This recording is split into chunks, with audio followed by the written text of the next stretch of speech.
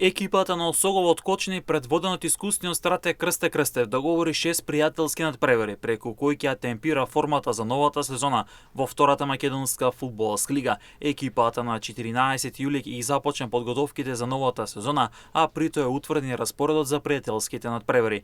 Популарните четвори од Кочани, првиот пријателски надпревар, ќе го одиграат на 23 јули против прволигашот Брејра Струмица на домашен терен. На 26 јули ќе следува пријателски меч со екипата на Скопје на гостински терен, додека пак на 30 јули екипата ќе ја проверува формата против повратникот во втората лига, Тетек со Тетоа, а меч кој ќе се игра во Кочани. Во месец август се договорени 3 пријателски надпревари. На 6 август екипата на Осогово ќе ја проверува формата против Каменица Саса на домашен терен. На 9 август Осогово ќе се тестира со Детонит Плочковица на домашен терен, а пак генералката е закажана за 16 август против екипата на Беласица во Струмица. Од клубот истакнува дека овие контролни надпревари се значаен дел од подготовките на клубот, а кои ќе бидат вистинска шанса за проверка на формата и надпреварувачкиот ритам пред стартот на новата сезона, а кој е закажан за 23 август сабота. Минатата сезона Осогово заврши на 14-тото место или во баражот за опстанок во втората лига.